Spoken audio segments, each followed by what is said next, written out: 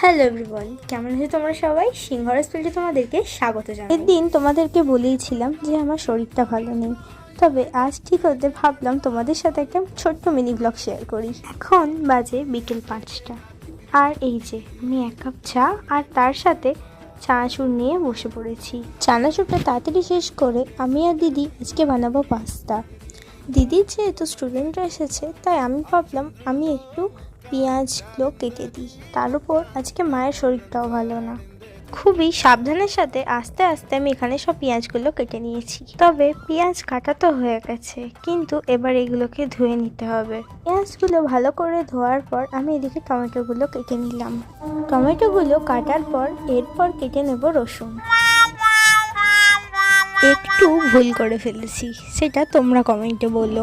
তো যাই হোক, আমার মোটামুটি পেঁয়াজ, রসুন আর টমেটো কাটা হয়ে গেছে। এবার আমি এগুলোকে সাইড করে দেবো। শুধু দেখো কাটা সবজিগুলো কত সুন্দর লাগছে না দেখতে। আর এরপর আমি এই পাস্তাটাও সেদ্ধ করতে বসিয়ে দিলাম। দিদি ভাইয়ের আসতে একটু লেট হবে, তাই ভাবলাম আমি আর মা মিলেই পাস্তাটা বানিয়ে ফেলি। তার জন্য প্রথমেই কড়ায় তেল গরম করতে দিয়ে দিলাম, আর এরপর দিয়ে দেবো কুচিয়ে রাখা রসুন।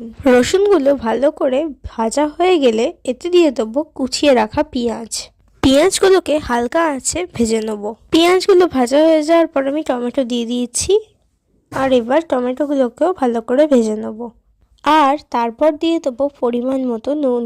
তারপর এতে দিয়ে দিয়েছি লঙ্কা গুঁড়ো, এটা আমি একটু বেশিই দিয়েছি। আর দিয়েছি 1 চামচ হলুদ গুঁড়ো। মশলাটা ভালো করে কষানো হয়ে গেলে উপর থেকে দিয়ে দেবো মায়ের একটা সিক্রেট মশলা। একটু জল ছাড়া পর্যন্ত অপেক্ষা করব, আর তারপর দিয়ে দেবো এতে পাস্তাগুলো। ব্যাস, এই কষিয়ে রাখা মশলার সাথে সেদ্ধ পাস্তাটা ভালো করে মিশিয়ে নেব, আর তৈরি আমাদের পাস্তা। আর এরপর এটা 2টো প্লেটে ভাগ করে নেব। চলো আমি পাস্তা খাই, তোমরা কমেন্টে জানিও তোমাদের ভিডিওটা কেমন লাগলো।